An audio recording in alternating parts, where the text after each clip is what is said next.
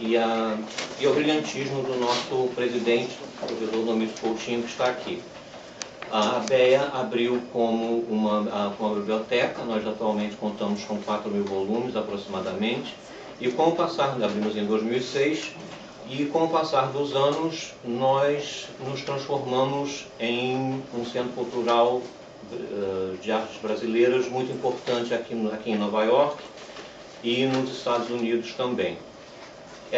Isso significa que a nossa programação se expandiu e nós temos concertos, nós temos palestras literárias, nós temos também exposições de artes plásticas, e eu gostaria de destacar hoje, fazendo parte da nossa programação das quartas literárias, nós temos, sob a coordenação da professora Lisa Pá, que está aqui presente também, nós temos a palestra do embaixador Sérgio Duarte. Eu vou passar uma biografia breve do embaixador e passo a palavra para o nosso presidente, Domingos Coutinho. O embaixador Sérgio de Queiroz Duarte, natural do Rio de Janeiro, diplomata, embaixador, é atualmente alto comissário das questões de desarmamento na Organização das Nações Unidas, ONU. O embaixador Duarte é bacharel em Direito pela Universidade Federal Fluminense e bacharel pela Escola Brasileira de Administração Pública. Além disso, estudou na Academia Diplomática Brasileira e foi embaixador representando o Brasil em vários países, incluindo Áustria, Croácia, Eslováquia, Eslovênia, China, Canadá e Nicarágua. O embaixador é casado, tem dois filhos, e no último dia 7, o embaixador já nos deu a honra de sua presença aqui na Biblioteca Brasileira, numa palestra sobre os esforços das Nações Unidas nas negociações do desarmamento nuclear. Eu gostaria agora de passar a palavra para o nosso presidente, Domingos Coutinho, e mais uma vez agradecer a presença de todos vocês.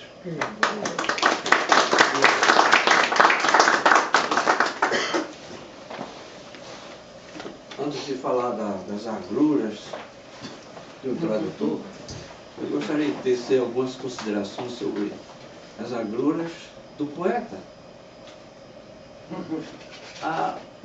Falar das agruras de um poeta é realmente falar de uma luta.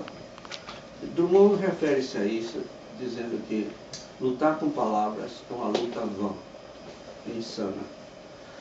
Porque as palavras são aquilo que o poeta quer escolher para exprimir um momento especial de sua vida, um sentimento que ele teve, uma coisa fluida, que só ele sabe. Tarde ao pôr do sol, um carinho de mãe, primeiro beijo, primeiro amor, são coisas que penetraram e ficaram dentro dele, que só ele sabe. No seu querer exprimir essa ideia, essa imagem, vesti-la do melhor modo possível, quer casá-la com uma palavra rica e bonita. Não qualquer uma serve. As palavras então o assediam, são palavras casamenteiras, e cada uma quer representar aquela imagem. É como se o poeta, como se ele caísse numa colmeia. Todas as abelhas queriam queriam se identificar com aquela imagem. Mas então, ele, como que vendo que a luta é inútil, se abandona, se entrega à palavra que se impõe acima das outras. Então não é o poeta que vence, é a palavra que venceu. E Paul Valéry, poeta francês, se referindo a isso, disse que realmente, por causa disso, o poema não se consome, o poema simplesmente o abandona. Trata-se, portanto, de um abandono final do poema à sorte das palavras que ele escolheu. Agora, se o poeta passou por todas essas agruras, todo esse drama para construir o seu poema, a gente só pode pensar o que vai se passar como um tradutor. O poeta pelo menos teve as vantagens de estar falando em sua língua, a imagem é sua, a palavra é sua. como tradutor, a língua não é sua, a palavra não é sua, a emoção não é sua. Como é que ele vai representar isso de maneira digna, de tal maneira que o poeta não se sinta ultrajado, traído? É, portanto, uma coisa difícil. Cícero, o grande orador romano, tratando desse problema, ele também era um grande tradutor, disse que advertiu logo: olha, na tradução não se deve escolher palavra por palavra, mas a palavra que vai revestir a ideia que a melhor possa apresentar. O tradutor, neste caso, ele tem que se desvestir de sua própria personalidade para vestir a personalidade do poeta. Ele quer se transformar no poeta.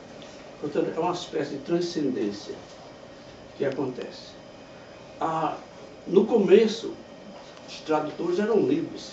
Ele não tinha nenhuma responsabilidade com o texto ou com os autores. Era mais ou menos livres.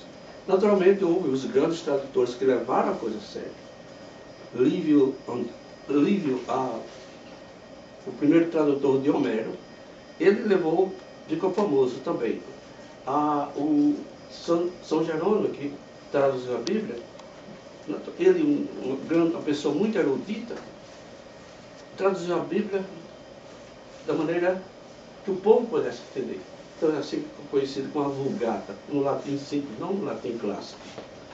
Esses autores realmente plasmaram a ideia de grande responsabilidade. As regulamentações de tradução não chegariam, não seriam impostas até o final do século XIX. Charles Dickens era traduzido aqui nos Estados Unidos, não recebia um tostão daquelas traduções. Portanto, houve uma espécie de um reconhecimento disso, que muitas vezes o tradutor não seguia as regras, não se acomodava no contexto. Os humanos não gostaram disso, começaram a taxá-lo de traidores, tradutor e traditore. Mas houve aqueles que elevaram a dignidade, como eu falei, então, do caso de Homero, do Livio Andrônico e do caso de São Jerônimo. Em nossos dias, houve caso recente de Edmund Wilson com Vladimir Nabokov. Eram os dois melhores amigos, um de celebridade na Rússia, na Europa, outro de celebridade aqui. Então, Vladimir Nabokov, o autor de Lolita, traduziu o grande poeta russo Pushkin, palavra por palavra, letra por letra, mas dando inteiramente o sentido. Abandonou a rima, o ritmo e a cadência. O Wilson não gostou e brigou por causa disso. E os dois maiores amigos que existiam nunca mais se falaram. Recentemente, uma amiga nossa, Ellen Lane, de grande mérito, ela com 80 anos tinha traduzido 80 livros e ninguém a acusou de ser uma traidora do texto. O que se acusou ela, na homenagem que fizeram a ela, é que ela omitia palavras e parágrafos inteiros de tudo aquilo que eu não gostava. Pena que o professor Rabassa não está aqui, nós conhecemos, foi ele que me recomendou traduzir meu livro por ela. Mas, enfim,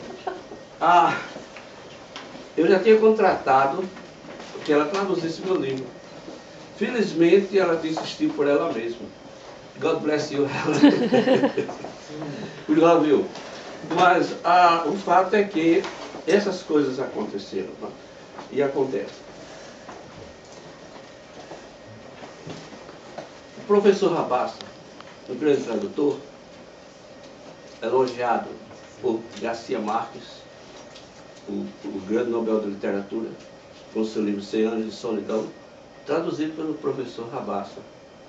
Garcia Marques disse que o professor Rabassa era o melhor escritor inglês, era o melhor escritor latino-americano em língua inglesa. E que a tradução de 100 Anos de Solidão saiu melhor pela tradução do que no original. Isso é uma grande consagração para o professor Rabassa. Eu estou lá em cima.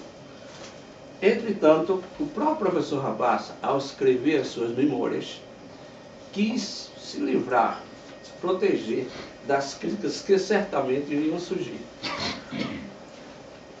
Escolheu então as palavras do grande herói da República Americana. If this be treason, let's make the best of it. Se isso é traição, vamos fazer da melhor maneira possível. Eu simplesmente gostaria de adotar as palavras de Patrick Henry, que também foi acusado de traidor por seus compatriotas, para agradecer por ele as grandes traduções que foram feitas dos textos homéricos, que se tornaram realmente os importadores a que nós devemos a tradição, a que nós devemos a nossa cultura ocidental, oriental. Hoje, nos sentimos altamente honrados por termos entre nós a oportunidade de mais uma vez apreciar a arte poética de um tradutor que demonstrou sua perícia e sua mágica única entre nós, raríssima, com toda certeza, no Brasil, no comando da palavra, vertendo para nós poemas do italiano, do francês e do inglês, na rigidez da métrica, da cadência e da rima, na rigidez do soneto, na rigidez do verso alexandrino. Como ele consegue isso? God bless you, embaixador. Ao ler o texto, que teremos com certeza o prazer de ouvir há pouco, quer seja de Ronsard, de Browning ou de Petrarca, a gente não pensa que está lendo uma tradução, muito menos que está lendo um traidor. A palavra.